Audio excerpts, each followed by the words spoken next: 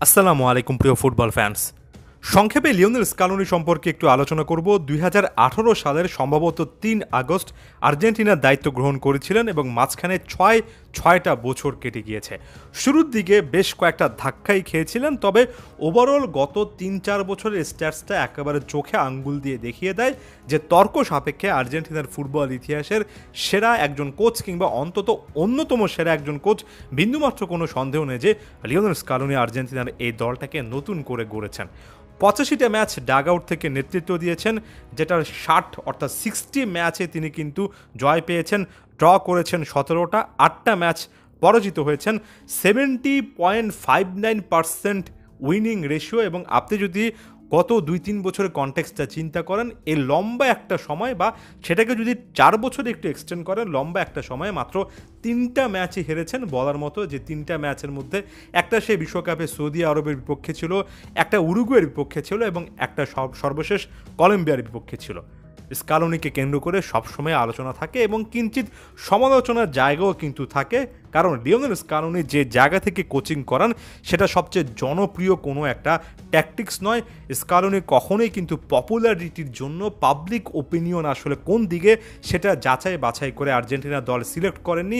সবসময় নিজের যে ইনস্টিংক্ট, নিজের যে বিশ্বাস, সে ধারায় কিন্তু প্রচলিত থেকেছেন এবং এখন পর্যন্ত একটা বিশ্বকাপ আর্জেন্টিনাকে 1986 পরে বিশ্বকাপ এনে দেওয়া কোচ, 1993 পরে 28 বছর পরে কোপা আমেরিকা এনে দেওয়া কোচ এবং সে কোপা আমেরিকা পরবর্তীতে 2024 সালে ডিফেন্ড করা কোচ, মাঝখানে একটা ফিনালিসিমা জয়ী একজন কোচ, তাকে ঘিরে এত সমালোচনা আমি কোনো জায়গা দেখি না।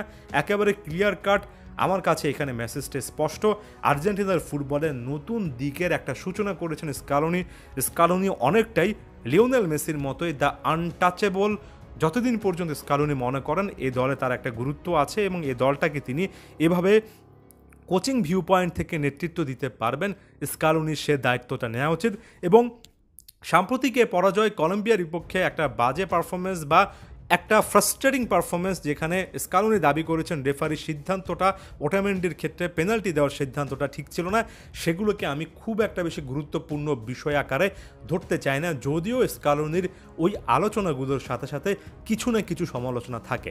যেমন স্কালোনি যখন আর্জেন্টিনার হয়ে 2018 পরে বিশ্বকাপে বিধ্বস্ত হয়ে যাওয়ার পরে আর্জেন্টিনার ওই ভাঙাচোরা দলটাকে তৈরি করছিলেন, তারপর থেকে বেশ কয়েকটা সিদ্ধান্ত নিয়েছেন। যেমন শুরুর দিকে জার্মান পেসদেলা, ওটামেন্ডির উপর অতিরিক্ত নির্ভরতা, ফ্রাঙ্কো আরমানির মতো একজন গোলকিপারকে পরিবর্তন একেবারেই করতে না চাওয়া, খুব একটা বেশি ইয়াংস্টার প্লেয়ারদেরকে শুরুর দিকে সুযোগ না দেওয়া, আনহেল ডিমারিয়ার সঙ্গে ইনিশিয়াল বেশ কয়েকটা পার্সোনাল ইস্যুর মতো তৈরি হয়ে যাওয়া, সাম্প্রতিক সময়ে পাওলো দিবালাকে খুব একটা বেশি স্কোয়াডে বা দলের সাথে না রাখা, এমন নানা বিষয়ে স্কালোনি কিন্তু বিতর্কিত বেশ কয়েকটা সিদ্ধান্ত নিয়েছেন। তবে আমার কাছে মনে হয় আমাদের এই আলোচনাগুলো ওই জায়গা থেকে শুরু করা উচিত যেখানে আমরা শুরুতেই মেনে নেব যে স্কালোনি যে সকল সিদ্ধান্তই নিয়েছেন সেটার একটা দুটো যদি আর্জেন্টিনার বিপক্ষে যায়, অন্তত তার বিপরীতে গিয়ে 8-10টা কিন্তু আর্জেন্টিনার পক্ষে গিয়েছে। একজন কোচের 10টা সিদ্ধান্তের মধ্যে যখন 1-2টো মাত্র আপনার বিপক্ষে যায়, বাকি 8টা-9টা যখন আপনার পক্ষে যায়, তখন সেই একজন কোচকে আপনি যদি সফল কোচ বলতে না পারেন, তাহলে সেখানে সত্যিকার অর্থে জাস্টিস আসলে কিন্তু বলা হয় না, করা হয় না। তাই আমাদেরকে শুরুতে সেই জিনিসটা মাথায় রাখতে হবে। তবে একই সঙ্গে ওই যে সমালোচনাগুলোকে যৌক্তিক দিকে নিয়ে যাওয়ার একটা কিন্তু আসলে সুযোগ আছে।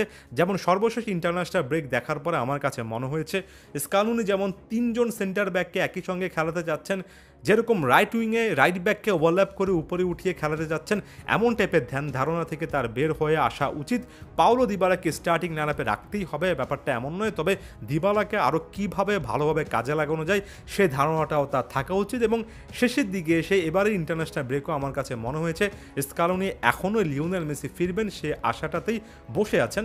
অনেক সাফল্য কিন্তু লিও মেসির অনেকটাই ব্যক্তিগত নৈপুণ্যের মাধ্যমে এসেছে।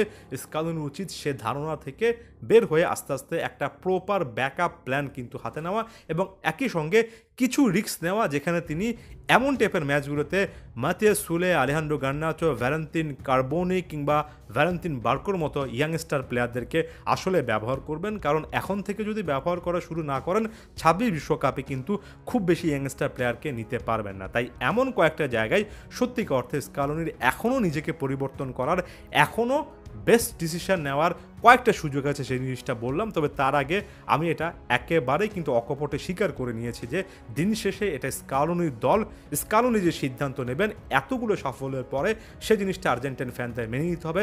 তবে তারপরে একটা আশা থাকবে যে বিষয়গুলোকে টাচ করে গেলাম, সেই বিষয়গুলোতে স্কালোনি আরেকটু পরিপক্ক সিদ্ধান্ত নেবেন, আরেকটু রিস্ক নেওয়ার চেষ্টা করবেন, বিশ্বকাপকে কেন্দ্র করে প্ল্যান করার চেষ্টা করবেন।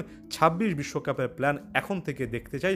আশা করছি বড় বড় মতো স্কালোনির কাছ থেকে তেমন রেসপন্স পরবর্তী ইন্টারন্যাশনাল ব্রেক অর্থাৎ অক্টোবর থেকেই পাবো। এমন বিষয়গুলো সম্পর্কে আপনাদের মন্তব্য কি অবশ্যই জানাবেন।